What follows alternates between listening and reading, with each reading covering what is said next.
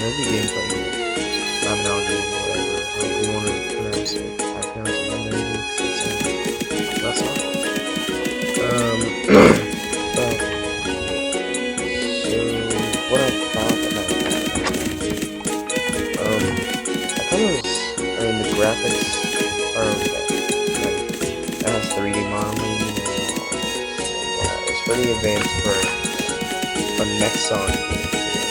Nexon, it's pretty good. Quests, you are pretty much, the game revolves around doing dungeons and quests. It's like an anime World of Warcraft. I don't want to say that, but it's quests and dungeons. It really is. But there's a big social thing to it too. In the story, if you have a lot of friends that are mostly doing it, or if you have a lot, it's only fun if you have friends that you're questing and doing dungeons. That's basically what they want to get out there. It's like, hey, you gotta get friends. You wanna be good in this game. You gotta be traveling with the party throughout your career, or throughout the entire game. So, what they do with this quests, or they have, well, a few example quests I'd like to point out are Save the Sheep, where you basically fight off wolves from this guy's sheep, but there's no way you can fight them all off because about 16 of them come in at one time, and you have to kill all 16 for the quest to finish, I think it is, if I remember correctly. So there's no way you're doing that all at once. So some of the sheep are going to die, and you have to realize that. I know, poor sheep. But nevertheless, you have to get the quest done, and then when you get the quest done, you don't go to the person to complete the quest, that's the thing. You press Q, and you go into your quest menu, and you press complete quest. And skills you can attain by going to the school, I'm sure, yeah. You go to the school and you get skills. You can also get skills from completing quests. You get skills from various other preliminary requirements. So, that's another unique aspect of the game is the skills. And you go, by getting the skills in the first place, you have to get the skills to learn the skills. You get that? You have to get the skill, and then you have to press learn in the skill menu to learn the skill. And it shows it here in the video where I learn a few skills, because I get the skills, but I was too lazy previously to even do anything about it, because I was doing a quest called Rescue... I forget what it's called. Rescue a civilian? No, it's not rescue that. Yeah, whatever. It's rescue a civilian. So I went to do that, and it was pretty fun, because the game has really fun dungeons, I'm gonna say. They're really fun, and you get keys from the monsters you defeat in the game. Okay, so it goes like this. You go into a dungeon, right? Alright, you enter the dungeon, then you enter it again through a doorway. Then you're in the dungeon. So you have to navigate the rooms of the dungeon, and on the little mini-map it shows you each of the rooms, and it shows you a pathway to each room, you know, fun stuff like that. And you go through each room, right? So you get, but in each room, well, I'm not going to say every room, because not in every room, but in most of the rooms, there's going to be a treasure chest.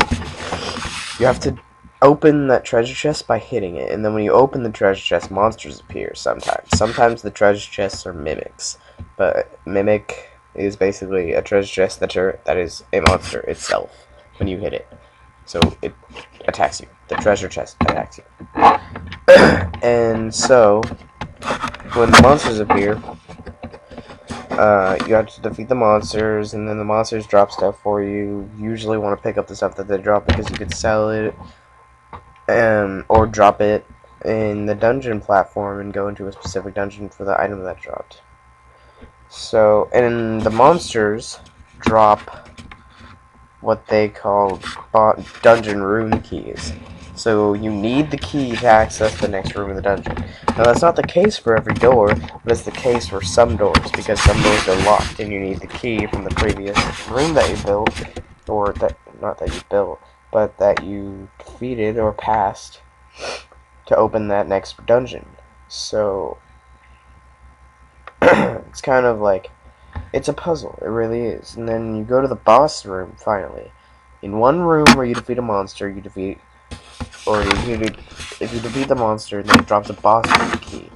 So you get the boss room key, and you open the boss room door, and you have to defeat a boss. Now, in the rescue civilian quest, the boss is super easy, not a challenge at all. I don't know why they even did that. It's so trivial. But I think the main purpose of the rescue civilian quest is to figure out the rewards of the dungeon rather than the content, because mostly it's just white form spiders, and at the end it's just some simple red-gray spider thing, and he doesn't drop much. Drops a few hundred gold, I believe.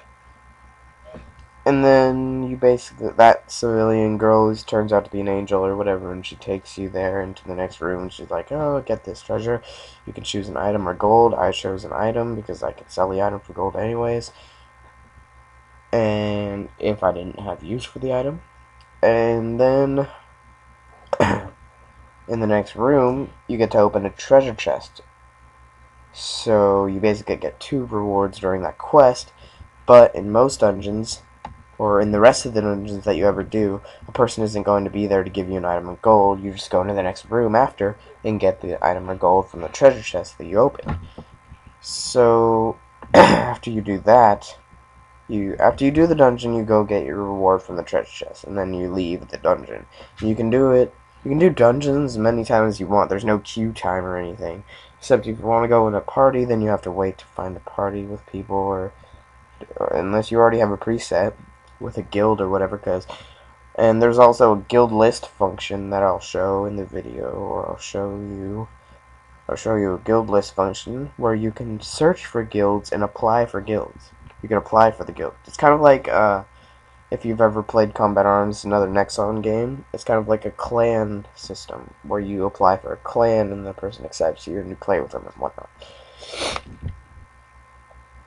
And I think that's also the system in Crossfire, but I can't be entirely sure. I also want to post Crossfire videos if you guys are interested in that. If you guys want me to post some Crossfire videos, I can do that. So thanks for watching, and that's pretty much Mabinogi in a nutshell. And if you guys, would I recommend it? I don't know. Depends on the person. If you're one of those people that like to play those really, really social MMOs and you like online friends and stuff, and you plan to spend hours and hours on this game and playing with friends, this is definitely a game for you. You know, you like helping with your friends' quests and stuff like that, then this is definitely a game for you. Yeah, go ahead and play it. It's definitely a game for you. But if you're not, like, without friends, this game isn't fun, just like most other MMOs. But this one is just, like most other MMOs, you'll have a chance. You'll have a chance to have fun without friends. But in this MMO, I don't think so. I don't think so. You're not going to have too much fun later on in the game without friends. I had some fun in the beginning without friends, but I ended up making like 30 friends on this character by level 17, I think. So, yeah. Remember to have fun with it. Other than that, can't really say much. Good luck, and I hope you like the game if you do download it. And again, thanks for watching.